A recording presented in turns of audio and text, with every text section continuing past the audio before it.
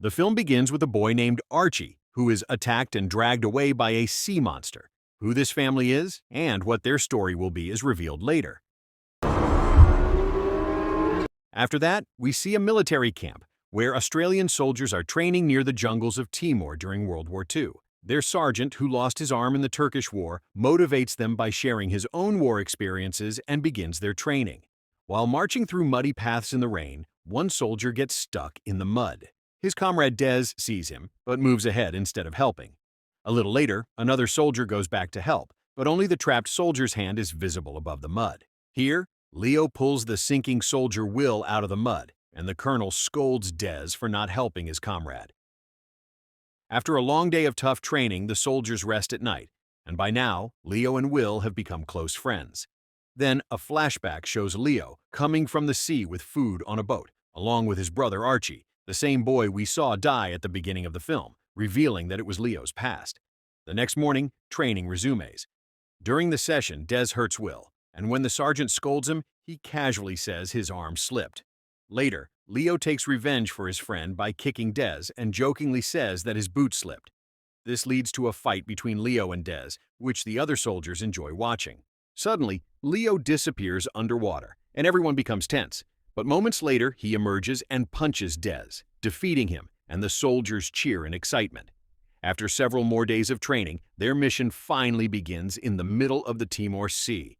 One night, Leo wakes up from a bad dream while the others play cards, when suddenly they hear gunfire, followed by a powerful explosion that destroys their ship. In the blast, many soldiers are killed, and we see their bodies floating on the surface of the sea. Only a few survive. Leo is among the first. He carries his unconscious comrade Will on his shoulders and pulls him out from the wreckage of the shattered ship.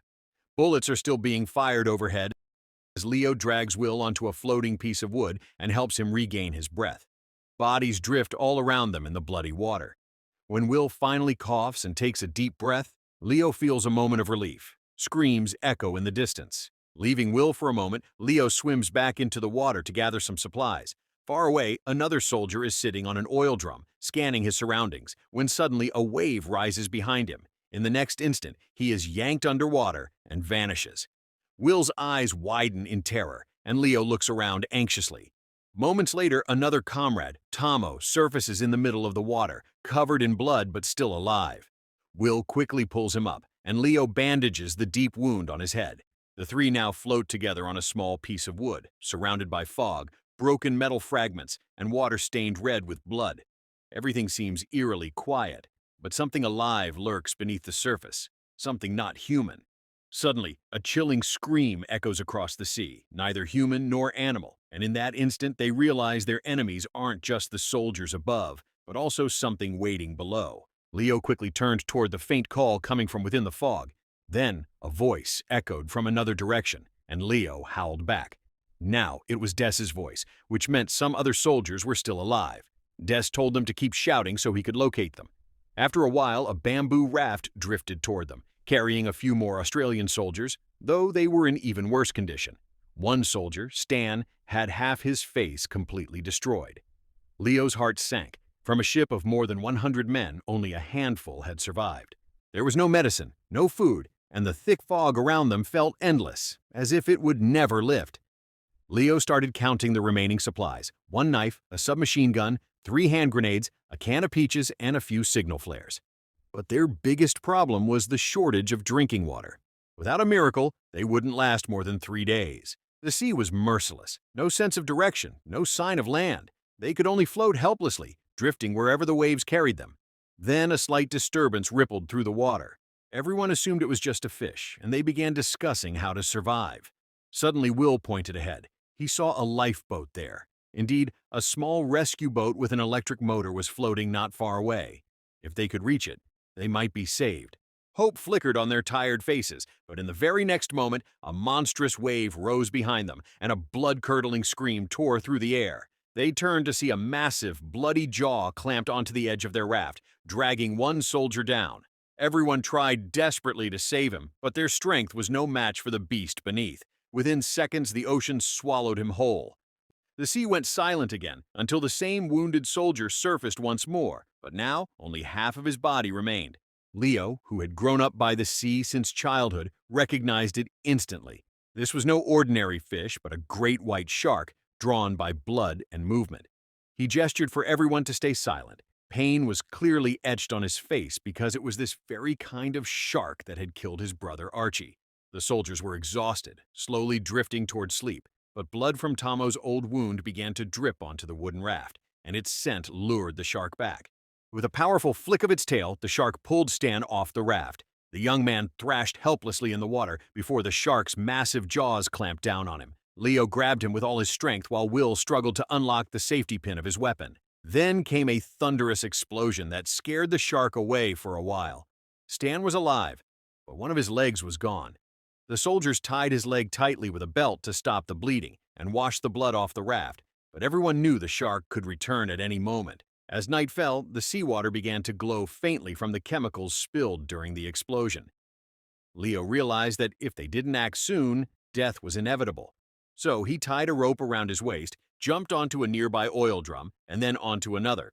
He was now just one leap away from reaching the third drum, and perhaps from giving his friends a chance to survive. Behind Leo, Tomo and Will stood on the raft, holding his rope tightly. The waves had grown stronger, the oil drums were banging against each other, and the rope kept tightening and loosening with every pull of the current. Leo stepped carefully, but beneath the surface, a dark, heavy shadow moved. In the next instant, one of the drums jolted violently, and Leo fell into the water. The shark lunged toward him, but he managed to grab hold of the rope just in time. The soldiers panicked, shouting his name, until Leo climbed back up, quickly tied the rope, and the others began pulling hard from the other end. The lifeboat was now slowly moving toward the raft. But behind them, the wounded shark had returned, chasing their trail. Leo threw a grenade into the sea. A thunderous explosion followed, and the shark's massive body leapt out of the water before sinking deep into the ocean. For a moment, it seemed they were safe.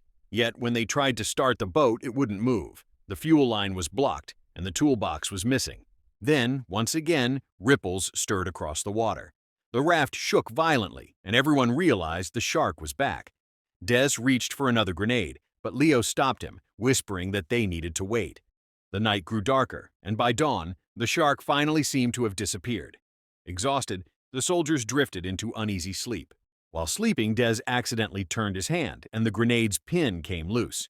It rolled toward Stan, who opened his eyes just in time.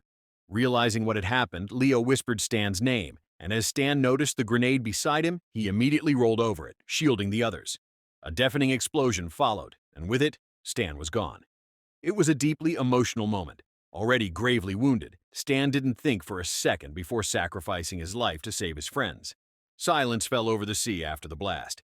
Des, showing no emotion, coldly suggested throwing Stan's remains into the water. Enraged, Leo confronted him, reminding everyone that it was because of Des's carelessness that Stan had died.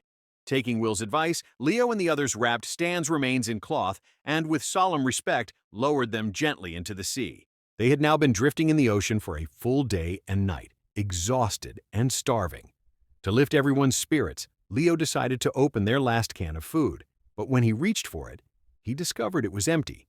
Soon they realized that Tomo, desperate with hunger, had eaten the entire can of peaches by himself.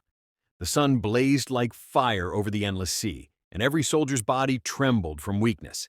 In this desperate state, Leo lifted his cup and, determined to survive, made the difficult decision to drink his own urine.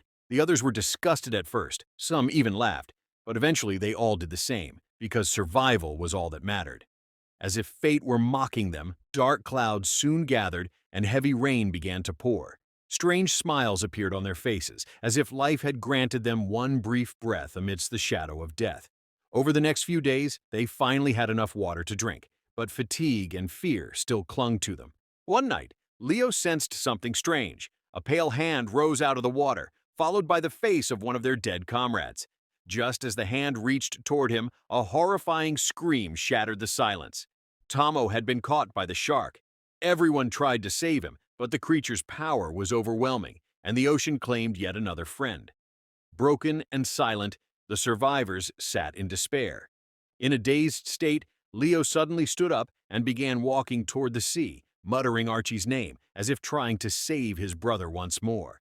His companions pulled him back just in time, shaking him into consciousness. Then, out of nowhere, The distant roar of an engine echoed in the sky. Their hearts filled with hope. Rescue had finally come, they thought. Des, desperate and excited, fired a signal flare, but Will immediately realized the truth. Those weren't rescuers, they were enemy aircraft. The next instant, a storm of bullets tore through the air, striking the wreckage and the sea around them. In panic, the soldiers dove into the water, all except one, who wasn't fast enough to escape. Without thinking, Leo grabbed the machine gun and fired in air, trying to hit the enemy fighter jet. The jet swooped down again, and the remaining soldiers panicked, jumping into the sea one by one. Des, cunning as ever, pushed his wounded comrade toward the shark, drawing its attention, and in doing so, saved himself and Will. On deck, Leo continued firing until a burst of bullets struck him. He fell, but luckily the wounds weren't fatal. Amid the chaos, Leo's gunfire hit the enemy jet, causing the pilot to lose control, and the aircraft crashed straight into the ocean. Meanwhile, Will saw Des deliberately throw his fellow soldier toward the shark to save his own life. When Leo learned what Des had done, tension erupted between them, and in the scuffle, Des's hand slipped into the water, only for the shark to tear it off. Leo and Will pulled him back with all their strength. Des was now helpless and terrified, but for the first time, remorse filled his eyes. Suddenly, a shadow appeared on the surface. An enemy pilot was floating nearby. As he approached, he threw his sword into the water, and Will thought he was surrendering. But Leo knew better. The Japanese never surrendered. The pilot suddenly lunged at them, and a fierce struggle broke out. Before he could kill them all, Des, in one final act of courage, grabbed the enemy pilot and detonated a high-explosive grenade, sacrificing himself to save his comrades. With Des gone, Leo and Will, battered but alive, swam toward a nearby speedboat. But the shark returned once again. This time, Leo pulled out his last grenade, leaped into the sea, and shoved it directly into the shark's open jaws. The creature lunged and bit off Leo's hand, but moments later, the grenade exploded inside it, blowing the massive beast apart.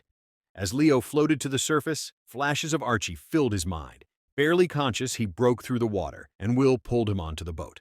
Both men were badly wounded but alive. As dawn broke and the fog began to clear, they started the engine and headed home. And with that, the film came to a powerful close. So, dear viewers, how did you like this recap? Do let us know in the comments. And don't forget to subscribe to our channel for more exciting updates. Thank you.